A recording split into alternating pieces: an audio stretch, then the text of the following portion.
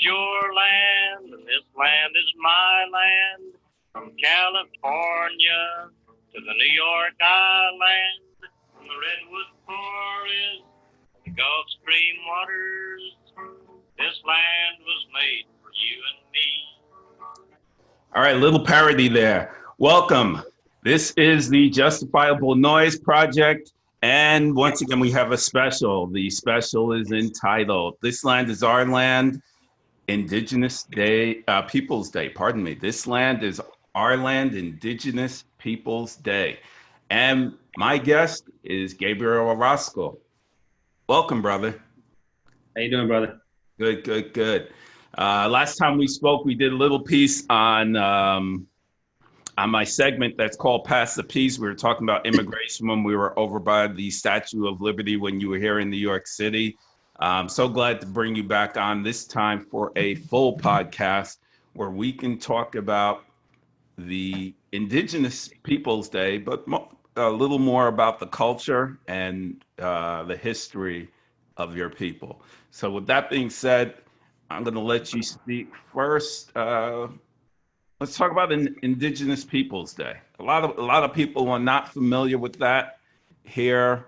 Yeah, I would say everywhere because our show is global, but our U.S. listeners, I'm pretty sure some are scratching their head right now. It's like, what are these guys talking about Indigenous Peoples Day? I do have a lot of people that are also very educated and do know, but let's enlighten them of what Indigenous Peoples Day is. Well, Indigenous People Day is basically us taking back that day. In 1492, we people in this country call it Columbus Day, but the reality is we are claiming that back because Indigenous People Day means that we were here, we weren't discovered. We've always been here. Our ancestors have always been from here. We are from here. So by recognizing Indigenous People Day, we are saying like Columbus didn't discover anybody. We were already here. We had thriving economies. We had societies. We had matriarchal societies. We are people that have not been discovered. We are here. We continue to be here, and we will continually be here from now into the future. So Indigenous people is not only is it challenging the Columbus Day narrative, it's also empowering all Indigenous people across the continents. For on this side of the world, the Western Hemisphere was not discovered. We were already here, and we have been here. So Indigenous Day empowers our communities, and it basically lets people know that before Columbus even set foot on this land, before the Europeans came over here, we were here, and we are still here, as I am an attestament to that, and many other Native brothers and sisters from northern tribes, from Canada, Alaska, all the way down to South America. We're still here. We're absolutely still here. So Indigenous Day is a taking back of what originally belongs to us, and that includes the land and the resources. Gotcha. I played the parody of having that song on at the onset of the show because I woke up this morning and that song popped in my head. And I remember as a little kid, now, my parents aren't from this country, but I went to school here. And I remember hearing that song and you had to sing it maybe in a play or something.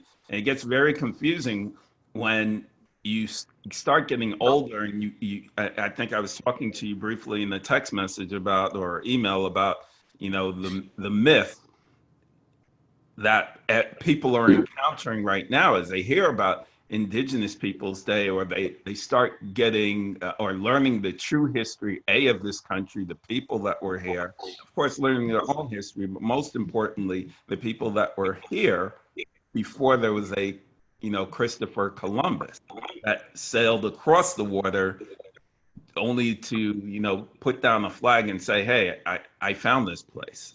And that the song popped in my head and I'm like, wow, kids, I'm pretty sure, are growing up and still hearing or subscribing to that same notion that, Europeans found the country where the country already existed.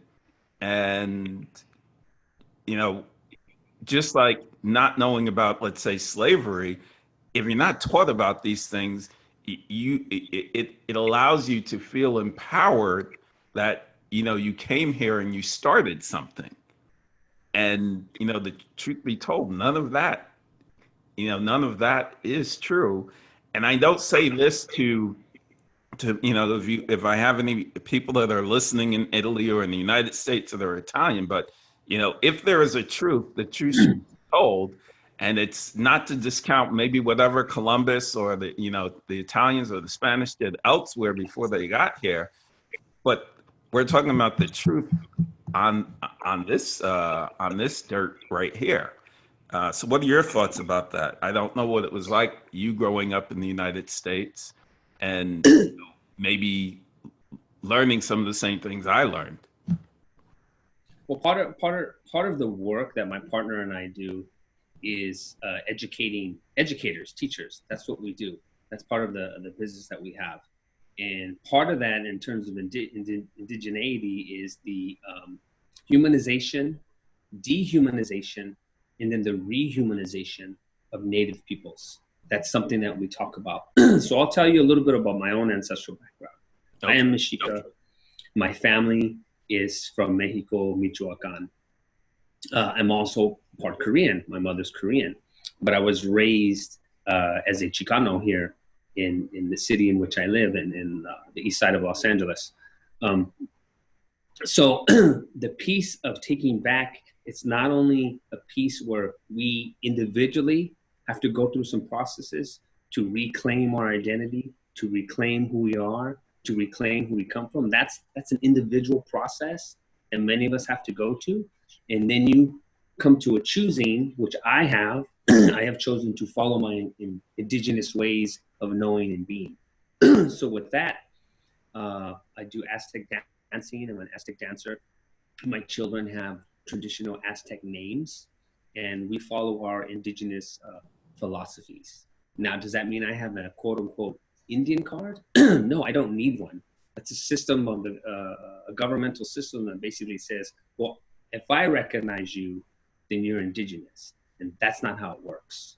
We have to take back who we are as a people. So we don't need a card to understand where our roots come from. Because when you chop off the roots, then you have no basis from which your origins come from. So that's another piece. That's an individual piece that some of us have to go through to have that understanding.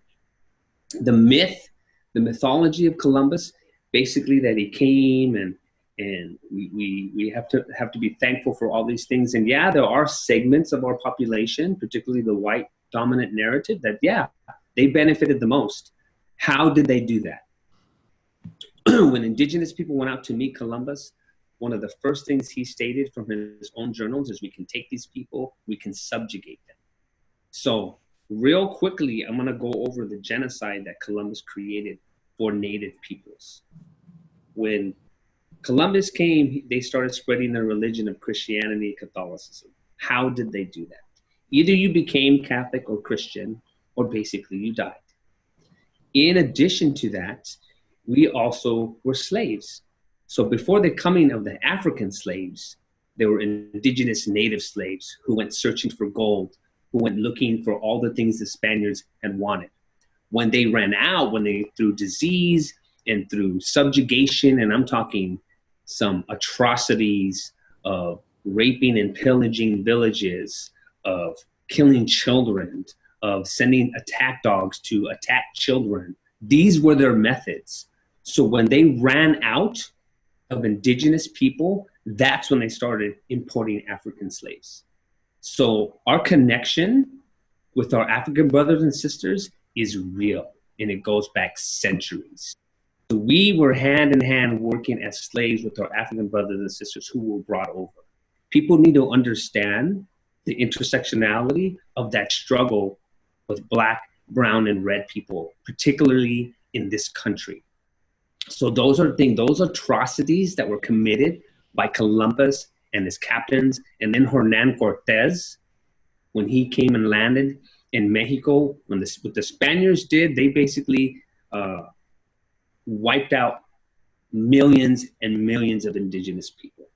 And that's why we take back Indigenous Peoples Day and say, no, we're not celebrating Columbus. Why would we celebrate somebody who basically destroyed our cultures, destroyed our language, destroyed our people, enslaved our people, and because of that, basically began the African slave trade because they ran out of us to do that with.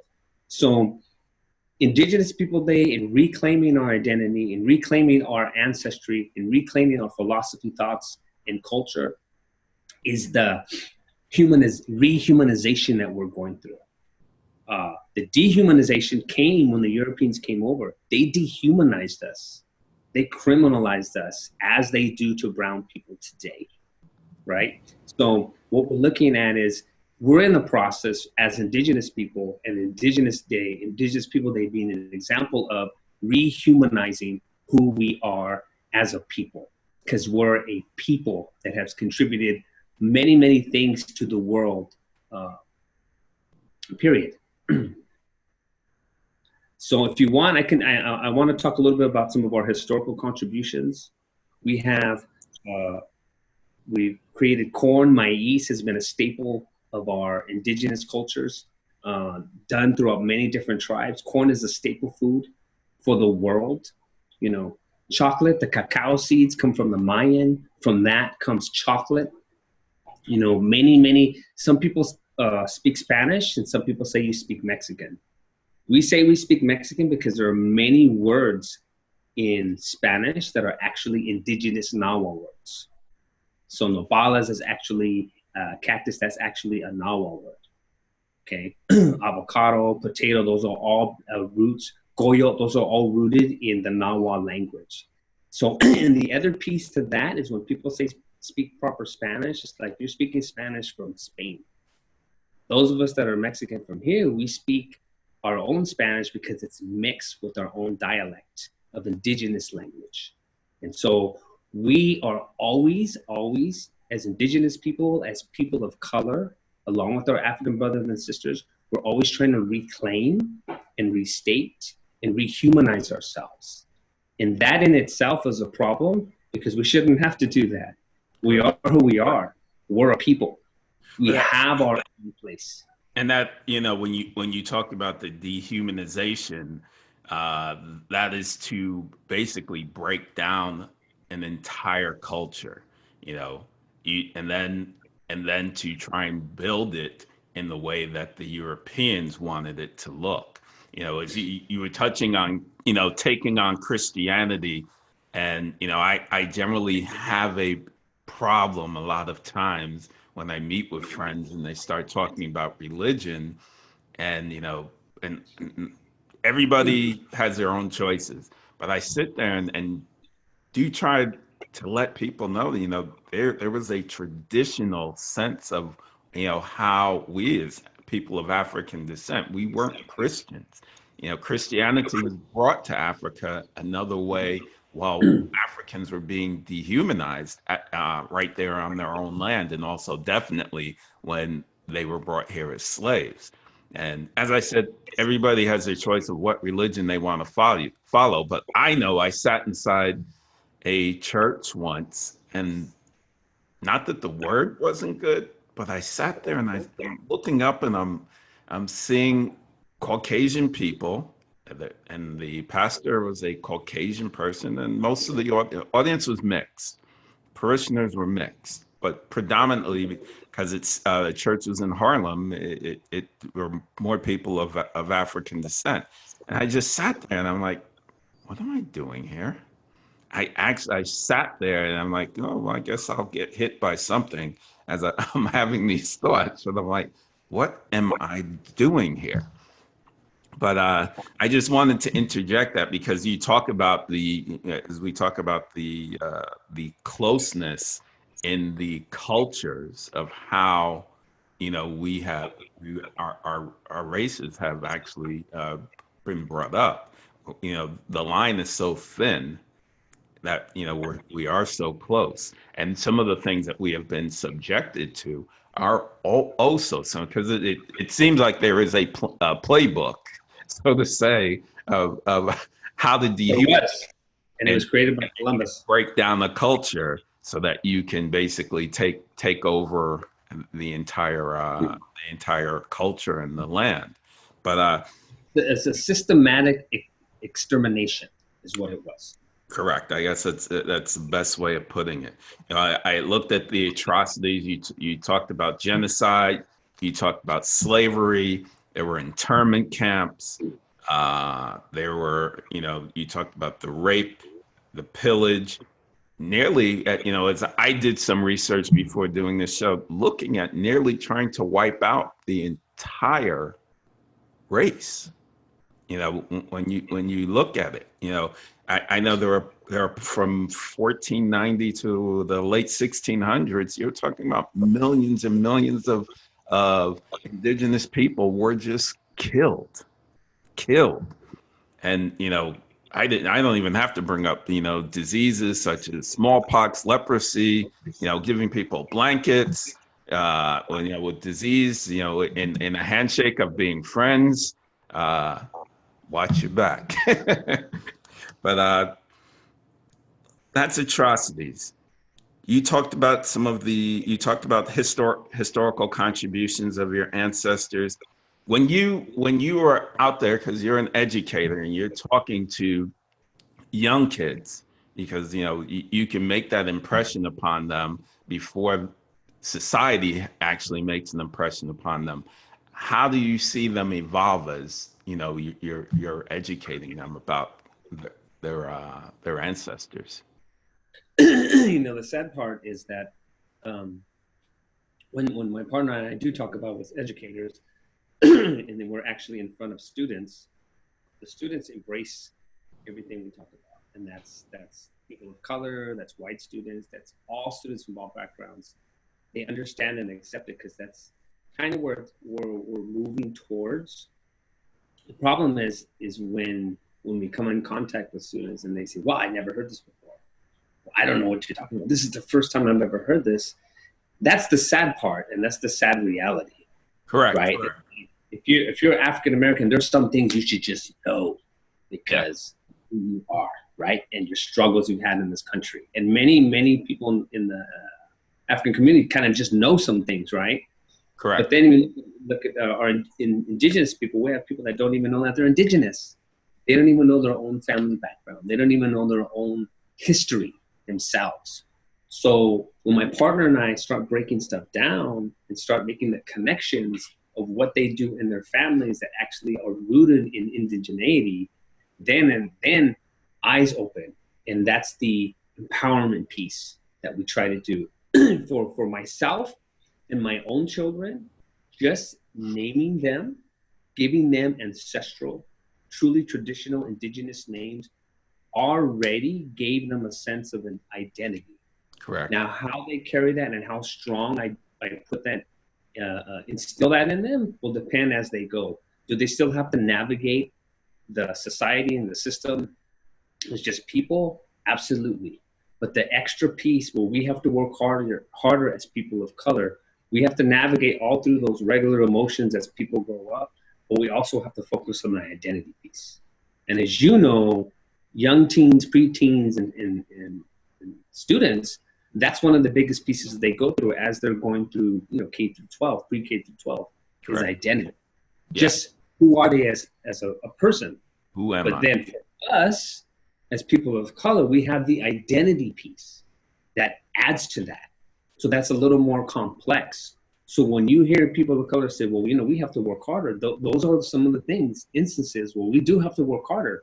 Just identity is not as simple as, well, I'm a happy person, I'm a sad person. No, it's who am I culturally? Who am I spiritually? Who am I identity-wise? You know, where do I fit? You know, those are issues that we have to deal with. So when we reach out to students, it's empowering to them. They embrace it. They love it. When you go to our African-American students, we talk about, you know, slavery and the connection between where did slaves run away to. You have Black Native Americans in the Southeast. You have the Creek Nation. You have the Creoles that incorporate some native indigenous philosophies. Correct. And you have the Creek Nation in the Southeast. They're African because a lot of the African slaves that ran away, they stayed with the tribes because it was more reminding them of their original African cultures because of the intersectional and the connection with philosophies and the lifestyle. So there's those pieces as well. I'm an Aztec dancer. My partner's an Aztec dancer. We continue to teach in the community about our history, about our culture, through dance, through drumming, through culture, right? And it's through that culture and dancing and danza that we will actually share the beauty of who we are, because everything has an explanation. You know, we were astronomers. You know, all the pyramids that our ancestors built are very, very mathematically done, well, through equations and where the stars were and the suns were relative to the moon and how it relates to people and energies. Correct. These are very deep-rooted philosophies and structures that we created. And I'm not just talking about indigenous peoples of Mexico or Mayans. I'm talking about indigenous people across the world have come up with their own systems. But when you bring Columbus and the Europeans, they take their system and put it over everybody and say, no, this is the real system, over. Right? Where your systems, or they're not really real, they're folklore and fairy tales. You know, we have science. And so it's just that mentality, that thinking that we have to change. We do so internally to get where we're at. But as a mass, as a group of people, as indigenous people, it's something that if we have to develop our leaders to be strong enough to be strong in who we are as a people, and then be able to share that knowledge with others as we grow and expand. And then you have to figure, you're looking at the complexities of being indigenous, understanding who you are, and then navigating through this world that doesn't place value or importance on it. Okay. We have to bring that into the table, into the room. So tell me something. What kind of pushback do you get when you're trying to get this type of education taught to your people and other people in the public school system? Well, I think my partner and I are working on ways to do that, because we're basically training the teachers. So we're training them to say, okay, when you teach our children, teach the students of color, you have to come in with a different mindset. You can't come in condescending. You can't come in, I'm going to save these kids. Mm-hmm. You have to come in with the mentality that the students already have their own experiences. The students already have vast knowledge, cultural wealth, and you need to recognize that. The pushback, and I'll give you an example with the model ethnic studies curriculum that the state of California has put out there. A segment of the population has called it racist because they feel, this particular group feels that they were not included, their atrocities weren't included, when in fact, their atrocities are already included in the regular curriculum. Okay. Hands down. And that would be the Jewish Holocaust. Like, everybody knows what that is, right? But how many people know what the Native genocide is? Correct. You would feel that there should be a kinship, although it's not the kind of kinship that you want, but a kinship, and think the atrocities that have happened, yes, to people from Israel of Jewish heritage. So I would find it very strange that you would get that pushback there. Yeah, and it's all a matter of perspective, right? Then we have people who don't understand what we're trying to do, and they say, well, you're being you're applying reverse discrimination. And the reality is when we empower our communities, particularly communities of color, correct, people of the dominant narrative or white people or the system reacts like we're trying to throw them under a bus, when all we're trying to do is empower our people to seek the truth, right? To find out what the truth is. And so when we have these conversations, it's a dialogue. It's not attacking, but they see it as we're attacking. They see it as one-sided, and they see it as we're out to make people hate white people. When the inverse is true. We're actually teaching people and our students to love themselves first. You got to love yourself. And in order to love yourself, you need to know who you are, where we come from. Knowledge of And self. exactly, and the place where we come from is a beautiful thing.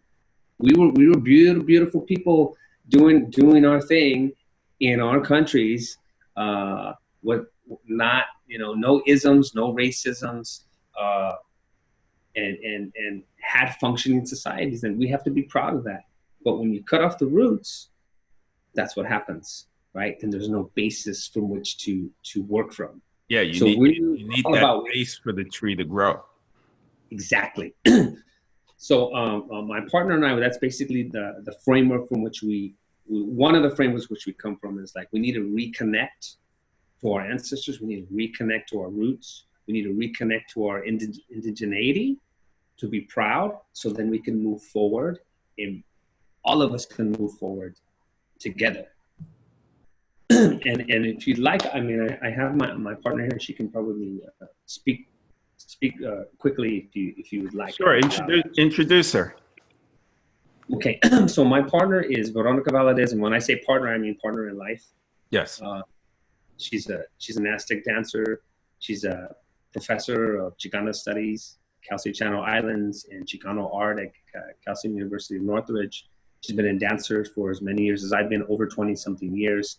And we started a business called Heka, which means wind philosophies, which is basically training teachers to be culturally relevant. So I'm gonna let her step in here and speak to a couple of things. Sure, thank you. Thank you very much. Hello. Hello, how are you, Veronica? Pleasure. Thank you for having me. Do you have any specific questions, or you want me to just kind of? No, I'll let you go ahead and speak. Okay. Well, first, I appreciate that you're covering this topic. It's an important topic, especially during these times where we have more and more people coming to the awareness that continuing to celebrate Columbus Day is not a good idea, considering the atrocities that he brought with him way back and what happened to many, many indigenous peoples. And so now we're 400, 500 years later trying to put all the pieces together and trying to bring the other side of that history through an indigenous lens, through an indigenous perspective, and allowing indigenous voices to come to the surface and be able to share what that history was like for them and their ancestors, our ancestors, I should say. And unfortunately, what happened way back was really ingrained in our DNA as far as the trauma that has been passed on from generation to generation. And it's something that we are desperately trying to recover from to this day. And so even though there's that intergenerational trauma that is passed on through many, many years, we also know that we have many years of resistance from our ancestors who they learned how to resist, they learned how to survive, they learned how to preserve as much of our cultures and our languages as possible, even though they were under persecution. And so that is why today, 500 years later, Gabriel and I can be Aztec dancers. That wouldn't have been possible without all of the risks and the many lives lost of our ancestors to try to preserve these traditions. And so we're very grateful, and we always share that not only with our dancers, but with all the students and the educators that we come across, because this wasn't supposed to happen. We weren't supposed to reconnect with our indigenous identities and reconnect with our indigenous traditions and practices. That wasn't supposed to happen, but here we are. And so that is what we're dedicated to doing in all aspects of our lives, whether it's through the political realm or the social realm or the educational realm. Everything is really rooted in our intent to continue to recapture and bring to the forefront our traditions that were at one time almost completely lost. So with that, you know, Gabriel did touch on a topic as far as helping students realize that they're indigenous themselves. So on day one of my classes, I always break down all of those lovely labels and terms that they make up for us, right? Whether it's Latina, Latino, Latinx, we have all of these, right? Hispanic, Mexican, Mexican-American, Chicana, Chicano, indigenous. We break all of those down. I have all my students break them down, and a lot of the times they don't know what the difference are between them. And before I even have them try to define them in their own words without looking them up, I always ask them, okay, if you identify as Latina or Latino, raise your hand. And I go down the list. And most of them would identify as Latina, Latino, Hispanic, and then we have some that identify as Mexican American. Rarely any that identify as Chicana or Chicano. They don't really understand what that means. And why is that? Because of the way the curriculum just does not include that in our histories, right? They have to wait until they get through high school, make it to a college or university, and by luck, they come across a Chicano studies class. Okay. Right. And that's for those that even make it that far. So unfortunately, we don't get that K through 12. And so by the time they get to college and university, like Gabriel said, this is the first time we're hearing of this. Why? Right? So they don't understand what Chicano is. I mean, they understand it by the end of my class for sure, even day one class. But it's almost zero that would raise their hand to identify themselves as Indigenous. So the saying goes, right, kill the Indian, not the man. And the reason why they said that is because they needed the man as a resource for cheap labor or free labor, I should say. Right. And so it was kill the Indian by taking away their name, their language, cutting their hair off, sending them to boarding schools, erasing their complete identity, separating them from their families. And we see that that's happening today with immigrant children. They're separated from their families in cages, and they're being persecuted because they are trying to better their situation and flee from violence, or they're economic refugees due to policies created by the United States and imperialism that is really dismantling any kind of economic security for Latin American countries. They destabilize them, they take control of their governments, and then so people end up fleeing because there's poverty, extreme poverty, which leads to violence. They flee, they try to come to the United States, and they're criminalized and labeled as illegal. And they can do that because they have already erased their Indigenous identity from them, right? Their connection to the land. Correct. So if we continue to... If I can interject right there's two things that I'd like to say. The irony of a person such as Christopher Columbus coming to the United States as an immigrant and pilgrims coming here for a better way of life. The irony is so strange that today you're looking at people that are fleeing, and I'm glad that you touched on, the government, where a lot of people are not aware. Sometimes I say it's either I've gotten in trouble to say that most Americans are stupid. I'm not supposed to say that again. My friends will some of my friends will hate me, but when I say stupid, I say they haven't had the time to educate themselves, not what you learn in school, but educate themselves to know what is going on in other countries, why people are fleeing.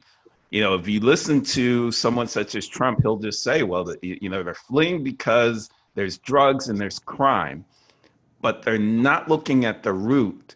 And many times, if you look at the root, whether it be the United States or it's Europe, involved in other governments that has caused the problem in these countries. I talk about immigration, let's just say in Europe, of people coming from the Middle East, from Africa, into places such as England, Italy, Spain. And, you have the right-wing people are saying, hey, we don't want that. Same way you're hearing it here, so-called nationalists. And I look at it and say, guys, don't you understand that you have been colonizers for so long? And to quote a phrase from Malcolm X, the chickens have just come home to roost. They're coming because you caused a problem somewhere else. And that is why they are now showing up on your shores, because they're looking for something better, because it's nearly like a global, what would you call it? Wow, just slipped my mind. I'm hoping I'm not having a senior moment. Gentrification, a global gentrification. Yes, a global gentrification, and also a historical amnesia. Yes. So I just wanted to interject that because you're making some great points, and I wanted to throw that out there for people that are listening.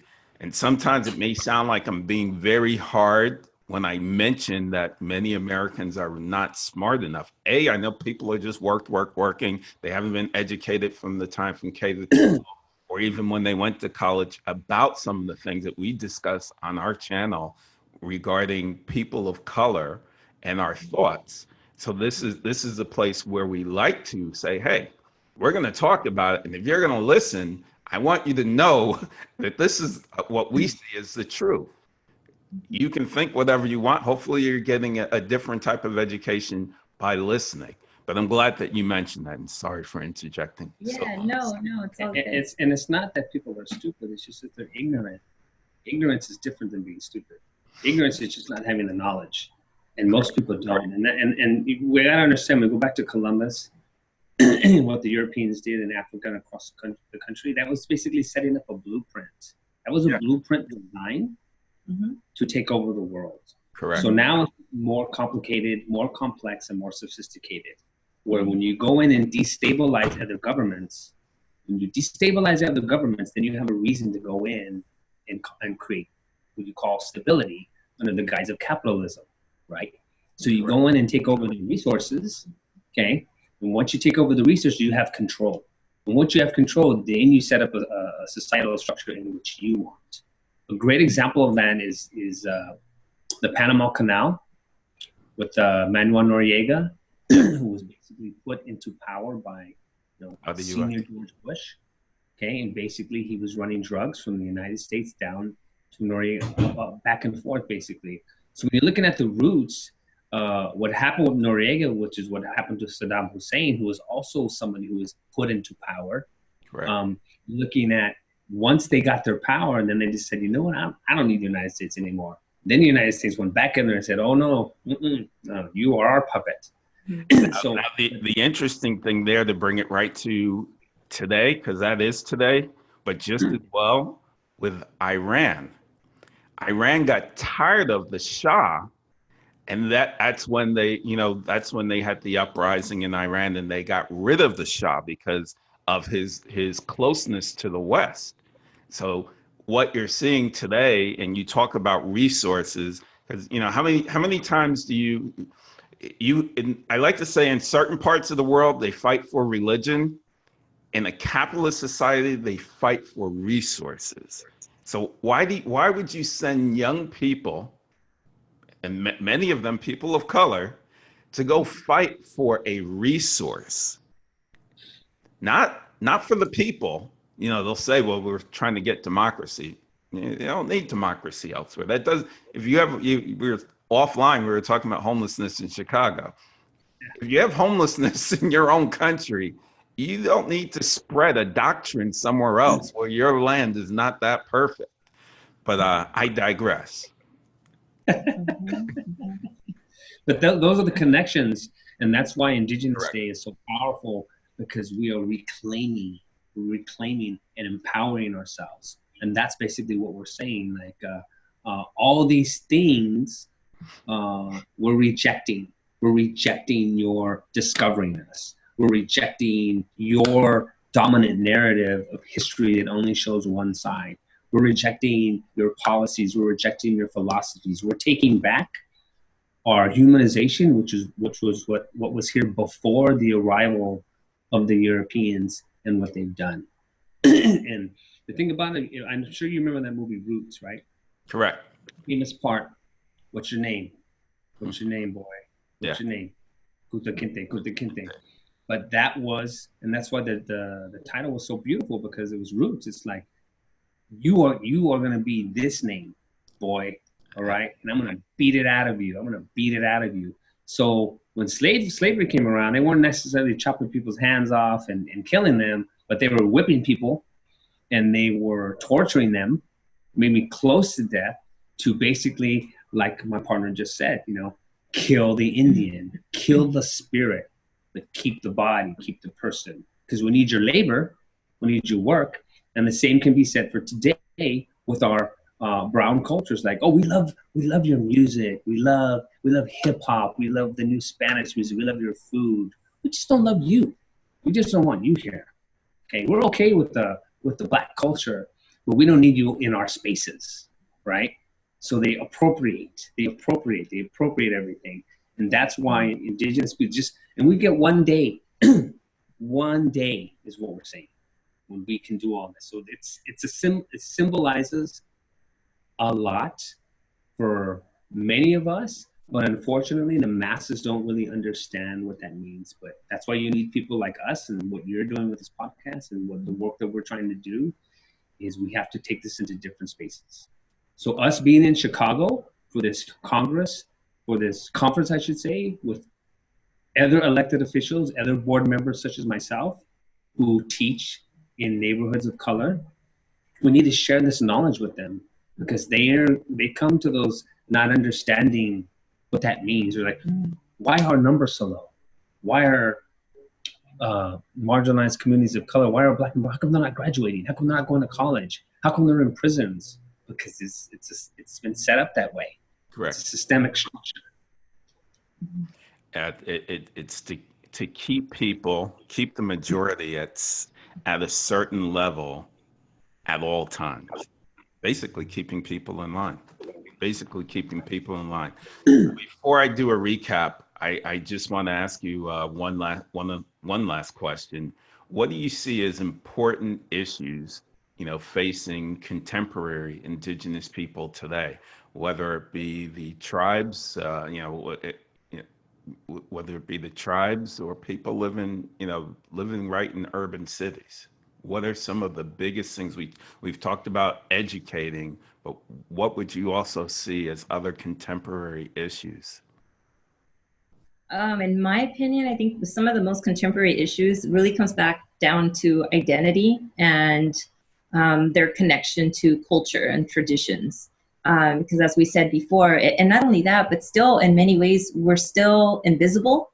And because we're invisible, there are very little resources for folks like us trying to live in our indigeneity, trying to have the support systems in place for us to become whole again, to really rehumanize to the highest level. So there's a huge lack of resources, a huge lack of awareness, even within our own people, where they don't even see themselves as being indigenous. So that's a huge problem. And so we are living in this very fast-paced, modern, urban lifestyle, and it's really driven by capitalism and making your money and staying as busy as you can, working to pay the bills, and that's all we have time for. We don't, and that's very dehumanizing, right? So we don't have time or resources or knowledge to know how to rehumanize ourselves and put all the pieces back together. So for me, I think a lot of, especially being an educator and having that impression of my students every semester coming in and not seeing themselves as indigenous people, that means that they've bought into the narrative that we are foreigners, that we are aliens, that we don't belong here.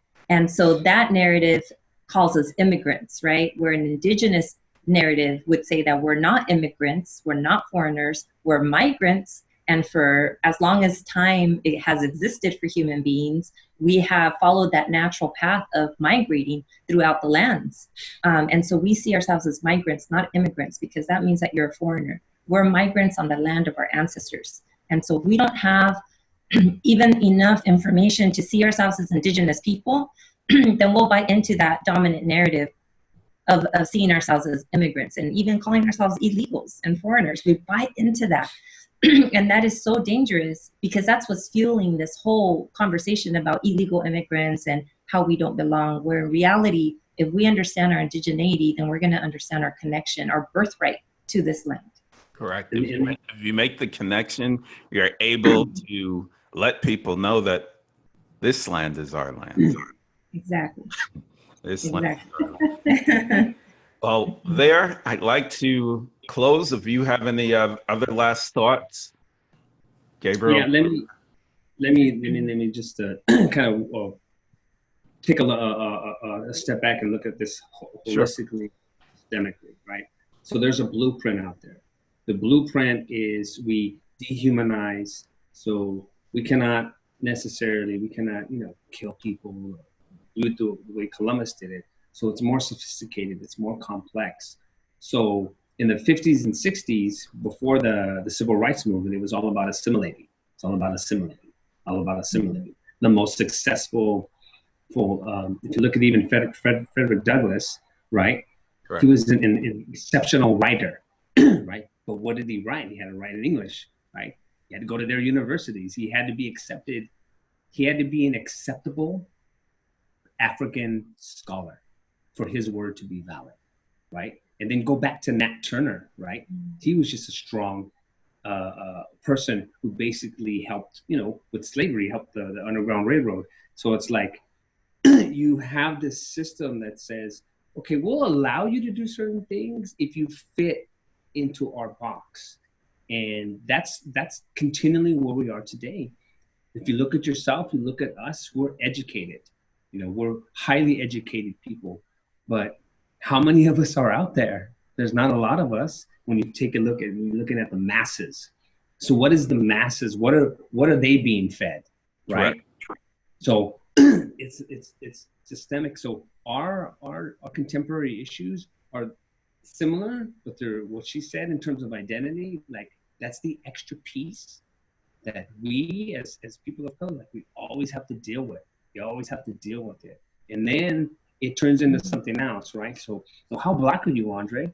Are you a real black man? Or you just you're out there in New York, just playing that card, right? So then that conversation changes. It's not about empowerment anymore. It's about how down are you. And so we have to start controlling the narratives and controlling the conversations. And right now we're not even doing that. We're always reacting. So Correct. That's another thing that we're going to continually have to deal with. Yeah, I mean the irony is that you're fighting to have your education taught to your own people. Mm-hmm. That's so. It's not saying that you don't want education. You want them to be whole. You want them to be whole.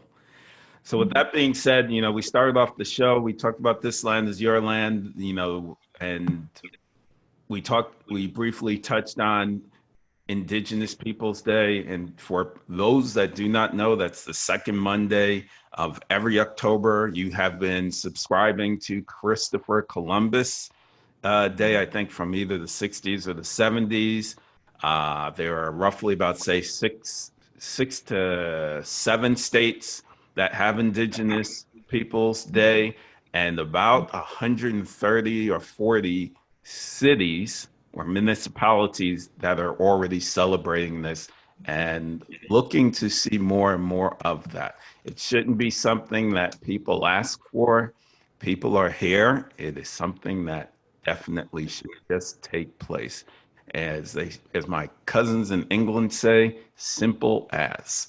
Simple as. So I'd like to thank Veronica. Your last name is? Valadez.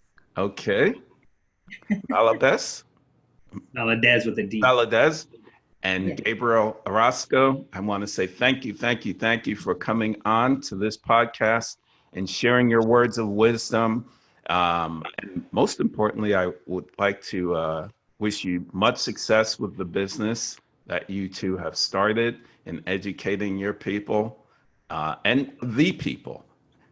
Because if you're educating your people, you're educating everybody. So I wish you much success with that business. And the name of the business again is? Hecant Wind Hecca Philosophies. Right? Hecant Wind Philosophies. Okay, beautiful. So this has been the Justifiable Noise Project special podcast entitled This Land is Our Land, Indigenous Peoples Day. Looking forward to bring you more and more very good content in the future. Thank you for listening. Bye. Shikatiawi.